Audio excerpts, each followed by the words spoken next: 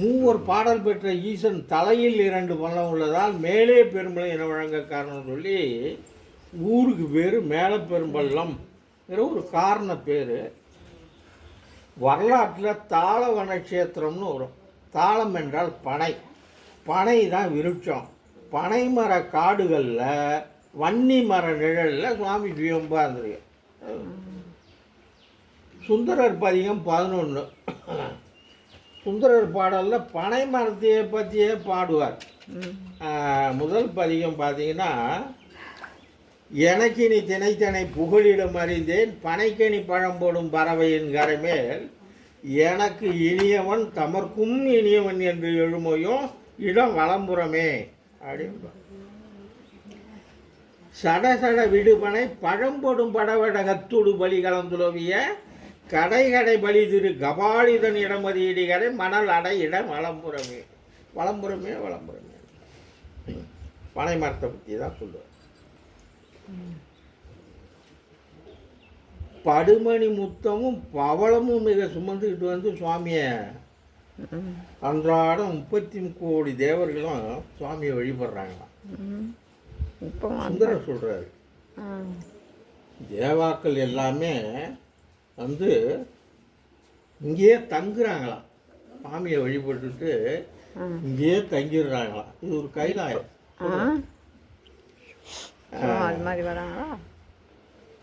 நாவுக்கரசர் வந்து மதிமயக்கி இங்கே வந்து கொண்டாந்து பாட விட்ட ஒரு சுவாமி இங்கே. அதாவது திருக்கடையூரை தரிசனம் பண்ணுறாருமா. திருக்கடையூரை தரிசனம் பண்ணிவிட்டு அப்படியே தாந்தோன்றீஸ்வரர் ஆக்கூருக்கு வரார். ஆக்கூருக்கு வராரு. அடியார்கள் கூட்டம் கூட்டமாக வர்றாங்க. கூட்டத்தோட கூட்டமாக வரார். அவருக்கு என்ன ஐடியான்னா, ஆக்கூர் பார்க்கணும், நனிப்பள்ளி பார்க்கணும், விடைமருதூர் பார்க்கணும், நல்லார் போகணும், திருவாரூர் போய் சேரணும். அப்படியே பார்த்துட்டு இப்படி போகணும் ஒரு ஐடியாவில் வர்றார். ஆக இங்கே வர்றதுக்கு அவருக்கு ஐடியா இல்லை. சுவாமி பார்க்குறாரு, அவர் பாட்டை இங்கே நம்ம கேட்கணும் அப்படின்னு முடிவு பண்ணிடுறாரு. அடியார்களுக்கு கூட்டத்தோடு கூட்டமாக வந்துக்கிட்டு இருக்கும்போது முன்னும் பின்னமாக வந்தவங்க வேகமாக மாறி போயிடுறாங்க.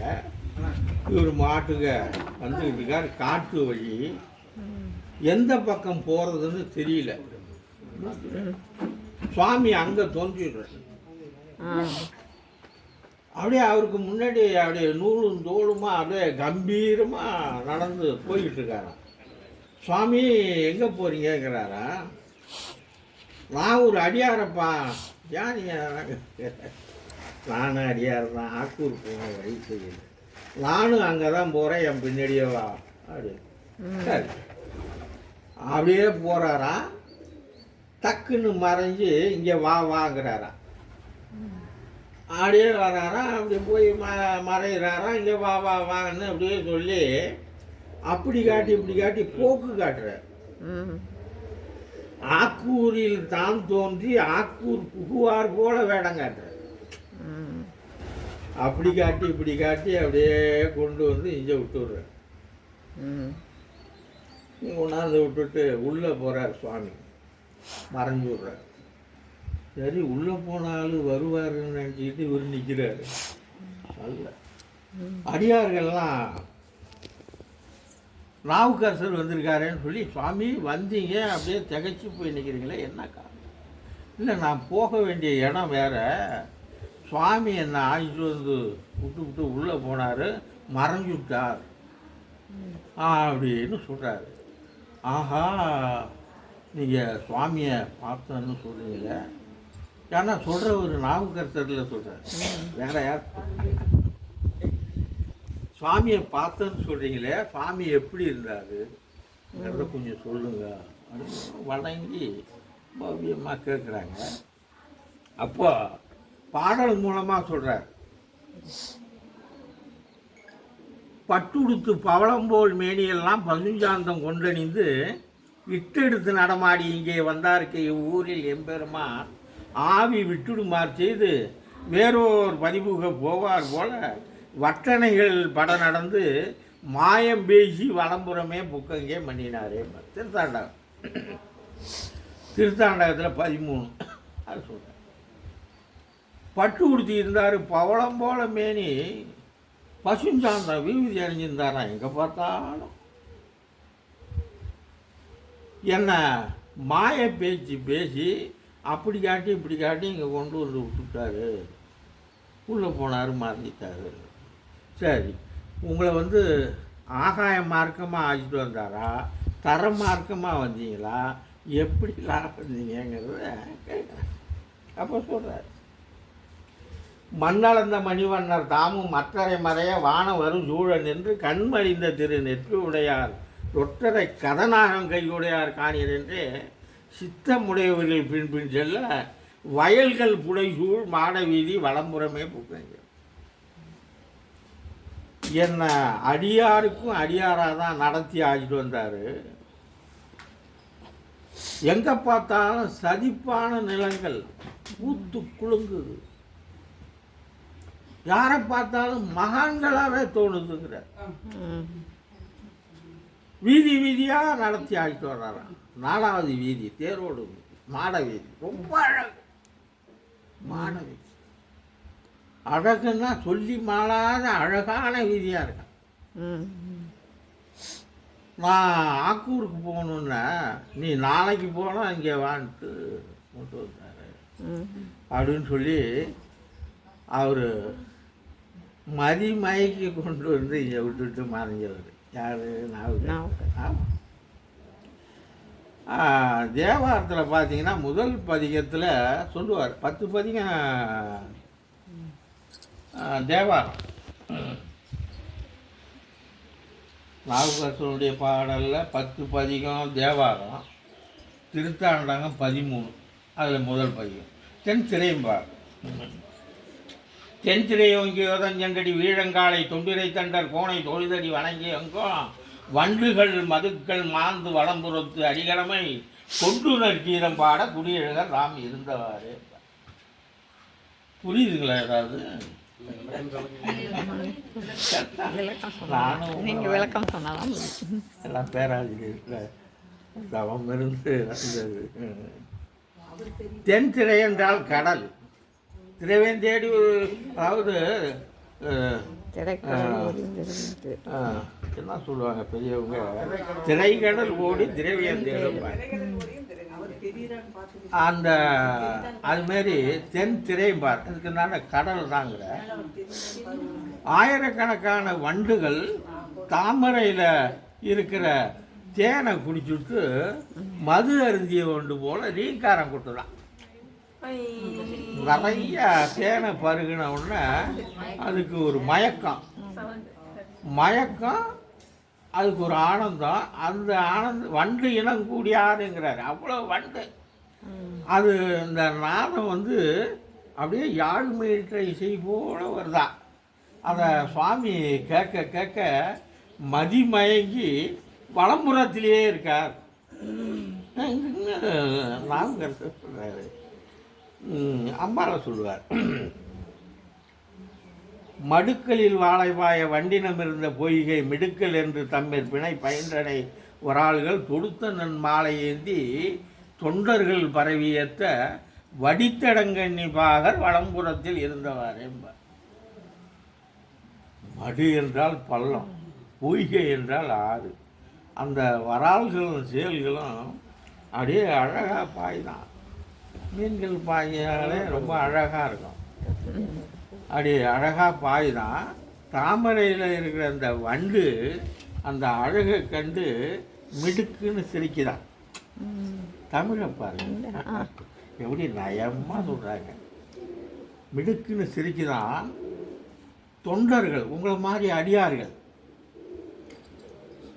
பரவியத்தை எங்கே பார்த்தாலும் பரவலா ஜாதி புஷ்பங்களை மாலையாக தொடுத்து எடுத்துக்கிட்டு ஆத்மார்த்தமாக இந்த அம்பாளுக்கு அர்ச்சிக்கிறாங்களாம். அந்த ஆனந்தத்தில் வடித்தடங்கண்ணி பாகர் வலம்புறத்தில் இருந்தவாறேம்பார். ஆக சுவாமி அம்பாள் எங்கேயும் இல்லை, இங்கே தான் இருக்காங்க. சொல்கிறார். அது அது ஒரு சான்று பாருங்கள். மகாவிஷ்ணு ஜலந்தரங்கிட்ட போர் புரிகிறார். அவன் ஒரு கடல் அரக்க ஜலந்தரன். தவ வலிமை. நம்ம சுவாமி நல்லவனா கெட்டவனா அள்ளி எழுதி கொடுப்பாரு. வரத்தை அவர் தகுதிக்கு ஏற்ப பொண்ணை கேட்டால் 10 கொடுப்பாரு. அதுமாரி ஜலந்தரன் என்ன செய்கிறான், யுத்தம் பண்ணுறான். மகாவிஷ்ணு எல்லா ஆயுதங்களையும் பறிச்சு விட்றான். நிரபராஜாக நிற்கிறார்.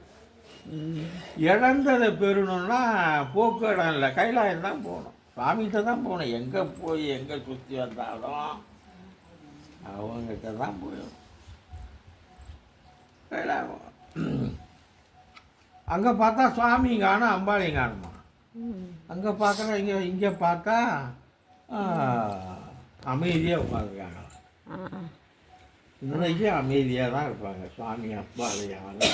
தொந்தரவு கிடையாது, தொந்தரவு பண்ணக்கூடாது, அமைதியாக இருப்பாங்க. இங்கே வந்து பூஜை பண்ண வர்றாரு. இந்த அம்மா சொல்கிறாங்க, நீங்கள் போய் திருவிழிமலையில் சுவாமியை பூஜை பண்ணுங்கள், உங்களுக்கு வரம் கொடுப்பாரு. சரி, எனக்கு லட்சுமி தேவியை இங்கே விட்டுட்டு அங்கே 1008 மலர்கள் கொண்டு தினந்தோறும் அர்ச்சிக்கிறார் சுவாமி திருவிழிமலை. ஒரு நாள் ஒரு மலரை கம்மி பண்ணி விடுறார் சாமியை. தன்னுடைய கண் மலரை பிடிங்கி அரிசி, உங்களுக்கு தெரிஞ்ச கண் மலரை பிடிங்கி அரிசிக்கிறார். வாரியார் சாமி சொல்லுவார், மகாவிஷ்ணு சுயநலவாதி. கண்ணப்ப நாயனார் எந்த பிரதி பலனை எதிர்பார்க்காம கண்ணில் ரத்தம் வருதேன்னு சொல்லி கண் மலரை பிடிங்கி வைக்கிறாரு. இன்னொரு கண்ணுலேயே ரத்தம் வருது, இன்னொரு கண்ணு போனாலும் பரவாயில்ல வைக்க துணிஞ்ச ஆள் கண்ணப்பா. ஆனால் மகாவிஷ்ணு வர வேணும்னு கண்ணகுடி அவர் ஒரு உபகதையாக சொல்லுவார். அதை அதுமாரி இவர் கண் மலரை பிடிஞ்சி அழைச்சிக்கிறார். சுவாமி தோன்றுகிறார். இவருக்கு வேண்டியது ஸ்ரீ சக்கரம், சுதர்சன சக்கரம், ஜதை, இது ரெண்டையும் கொடுக்குறாரு. வாங்கிட்டு இந்த அம்மா கையில் கொடுத்து வாங்குவோன்னு இங்கே வர்றாரு. இவங்க என்ன செய்கிறாங்க, ஒரு பத்மமும் சங்கும் கொடுக்குறாங்க. 2 கையிலையும் 2 பொருள் வச்சுட்டு முழிக்கிறாராம். பக்கவாட்டில் 2 கையை உண்டு பண்ணி கொடுக்குறாங்க, வாங்கிக்கிறார். சக்கரை அங்கே கொடுத்தது இயங்கலையா சுவாமி. இந்த அம்மா வாங்கி இயக்க வச்சு கொடுக்குறாங்க. லட்சுமி தேவியும் ஒப்படைக்கிறாங்க. திருமால் அமர்ந்த இடம் திருமால்குடின்னு பக்கத்தில் ஒரு கிராமம். இப்போ மாமாக்குடின்னு பேர் மருவி போச்சுங்க. அங்கே தான் பெருமாள் கோவில் இருக்குது. அது இப்போ பூஜை ஒன்றும் இல்லை, அதே. ஆமாம், காலப்போக்கில் எல்லாமே சீமிச்சு. எதுக்கு சொல்கிறேன், சுவாமி அம்பாலும் இங்கே தான் இருக்காங்கன்னு நாவுக்கரசர் மட்டும் சொல்ல, மகாவிஷ்ணுன்னு சொல்கிறாருங்கிறதுக்கு சொல்கிறேன். இங்கே ஒரு பெரிய ஒரு தவ வலிமை பெற்ற ஒரு ரிஷி காவேரி ஓடுறதுக்கு ஒரு காரணமாக இருந்தவர். ஏகரண்ட முனிவர் திருவிடஞ்சொல்லியில் காவேரி புனல் மூழ்கி சோழ மன்னனும் முனிவரும் ஈசனை புவித்தமையால் திருவலம்புரம் எனும் பெயர் பெற்றதுங்கிறது வரலாறு. திருவிடஞ்சொல்லியில் காவேரி பாதாளம் போயிடுது. பாதாளம் எப்படி உருவாகுதுன்னா, பாதாளத்திலேருந்து ஆதிசேஷன் என்கிற பாம்பு சிவன்ராத்திரி பூஜை 4 காலம் பார்க்க வந்துடுது. ஆதிசேஷன் அவன் பெரிய ராஜா வர்றாருன்னா பின்னாடி அவ்வளோ பேர் இருப்பான். எல்லாம் வந்து தரிசனத்தை பண்ணிவிட்டு அதே வழியாக பாதாளம் போயிடுது. அந்த பள்ளமாகவே இருந்து போயிட்டான். இருந்தவுடனே அப்போ காட்டாற்று வள்ளமாக வந்த காவேரி அந்த வலது பக்கமாக சூழ்ச்சிக்கிட்டு பாதாளத்தில் இறங்கி தண்ணி பூரா பாதாளம் போயிடுது. காவேரி கடலில் கலக்கலை. பூம்புகார் நகரம் பஞ்சம் போகுது. இதை போய் ராஜா கிட்ட சொல்கிறாங்க. அப்போ சிற்றரசர்கள் தான் ஆட்சி பண்ணுறான். கும்பகோணத்தை தலைநகரமாக கொண்டு ஒரு ராஜன் ஆட்சி பண்ணுறான். அங்கே போய் சொல்லும்போது, சுவாமி இதுமாரி காவேரி பாதாளம் போயிட்டுருக்கு, கடலில் கலக்கலை, பஞ்சம் போட்டு போச்சுன்னு அடைக்க உத்தரவு போட்டான். ஜனங்கள்லாம் அடைக்கிறாங்க, அடைப்படலை.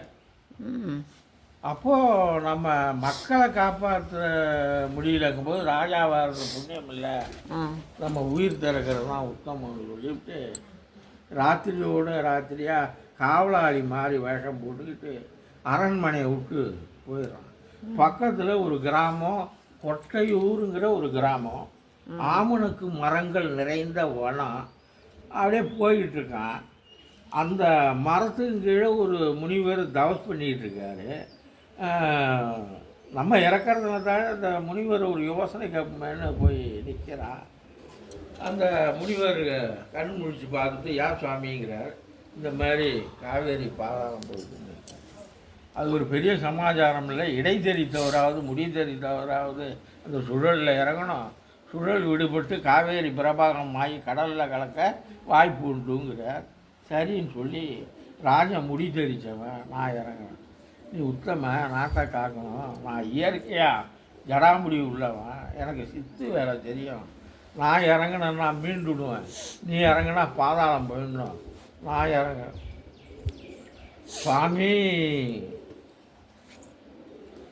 அதாவது மக்களுக்காக நான் உயிர் திறக்கிறத உத்தமமாக நினைக்கிறேன்.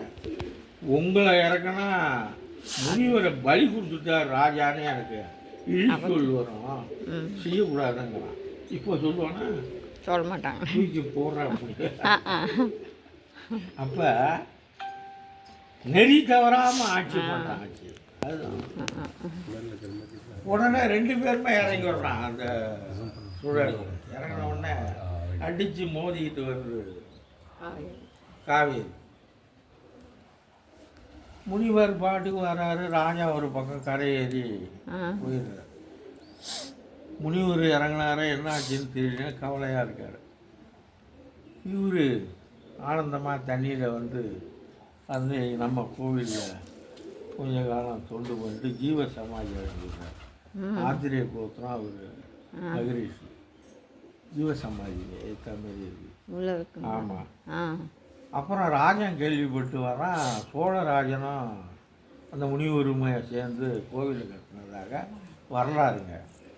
அதான் காவேரிக்கு வலது பக்கமாக கோவில் வச்சா திருவலம்புரம் அப்படின்னு வரலாறு சொல்கிறாங்க. அது போய் இப்போ மேலே பட்டினத்தார் இங்கே வந்திருக்காரு. எல்லாம் பெரிய மகானவர்கள்லாம்.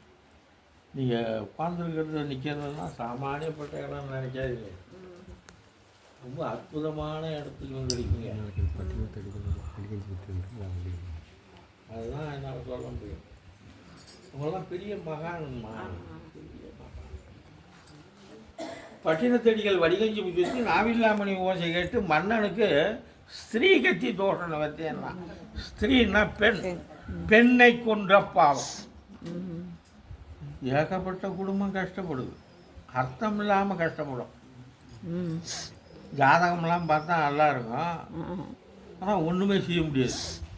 இதில் இறங்கினாலும் தடை ஏற்படும். நம்ம வீட்டில் சர்வ லட்சணமும் பொருந்திய ஒரு பொண்ணு இருக்குது, கல்யாணம் பண்ணி கொடுக்கணும். ஜாதகத்தில் தோஷம் இல்லை, உயர்வான ஜாதகம்.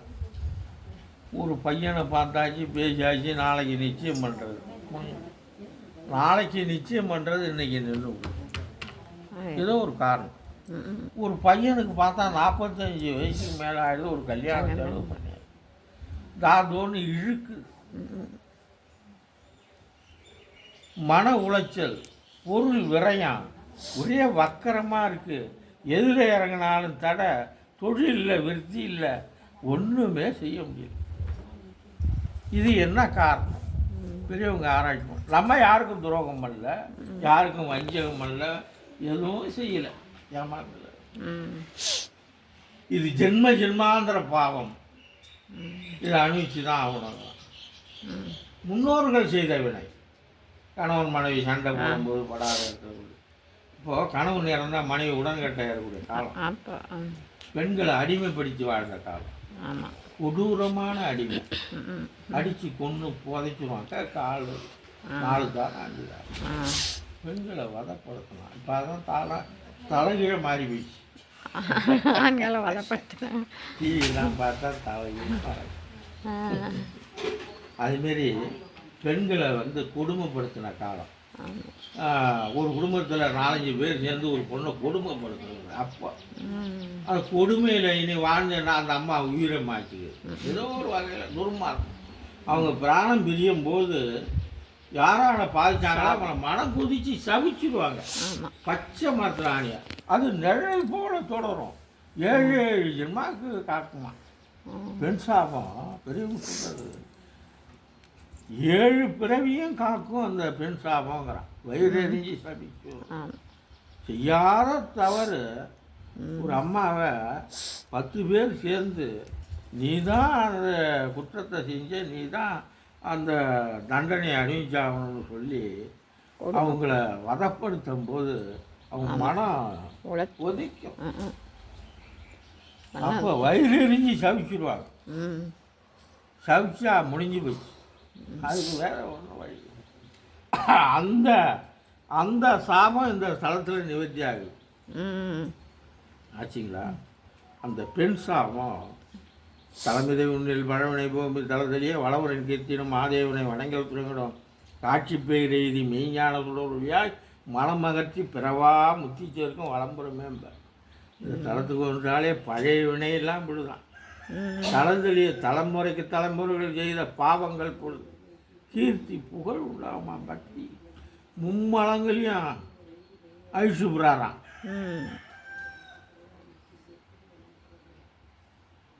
என்னன்னாது மும்மலங்கள் மாயையில் தான் சிக்கி சின்ன பிள்ளை மாயையில் 33 கோடி தேவர்களுமே மாயையில் சிக்கினவங்க. நம்மளாம் அதுமாரி வளம் வந்தாலே முத்தி தாங்கிறார், பிறவியே கிடையாதுங்கிறார். பிறவி துன்பம் பெரிய துன்பம்மா. நாய்மார்கள் எல்லாருமே கேட்கறது அதுதான். இங்கே நாவுக்கரசர் அதான் முட்டிக்கிறாரு, மோதிக்கிறாரு பாருங்களா. நினைக்கின்றேன் நெஞ்சு தன்னை நீண்ட நினைக்கின்றேன் நெஞ்சு தன்னை நீண்ட ஜடாமுடி உடையவனே, பொன்னான மேடி உடையவனே, நான் பிறக்கும் போதும் ஒன்று கொண்டு வரல, இறக்கும் போதும் ஒன்றும் கொண்டு போகிறதில்ல. நான் வந்து ஒரு மனம் உண்மையை நினைக்குது, ஒரு மனம் பொய்மையை நினைக்குது, எனக்கு பிறவி வேணும்.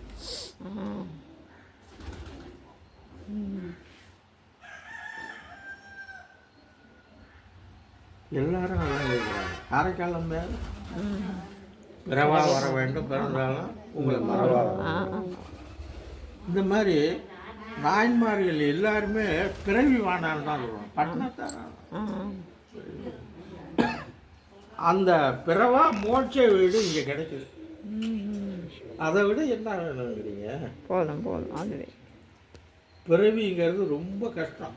இருக்க இருக்க இருக்க ரொம்ப கஷ்டப்படணும்.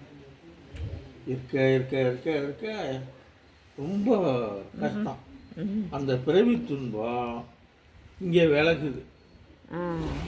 காஞ்சி இங்கே வந்தால் போதும். ஓடி ஓடி ஆகினாலும் நான் கஷ்டம்தான். ஆமாம். ரொம்ப வேதனை.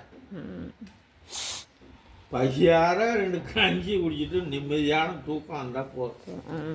ஆமாம்மா. ஆமாம். அதை இங்கே சுவாமி வந்து நிரந்தரமாக்கி விடுறாரு. எந்த அது போதும். அது ஆமாம். அது வந்து அந்த 80 வயசு வரும்போது தான் அந்த கட்டம் வரும். எதனா தூக்கி எறியும் பாரம். அடாடா அந்த பிறவி துன்பம் அதான் இங்கே பிறவா மோட்ச விட்டதை கொடுக்குறாரு. அது போதும். நீங்கள் வந்த அதாவது சுவாமிகிட்ட என்ன பிரார்த்தனை வைக்கிறீங்க? மறு 8ஆம் நாள் பழிச்சிடும். இங்கே மாயம் இல்லை, மந்திரம் இல்லை, ஒன்றும் கிடையாது. ஏன்னா இதெல்லாம் பெரிய பெரிய மகான்கள் வந்த இடம்.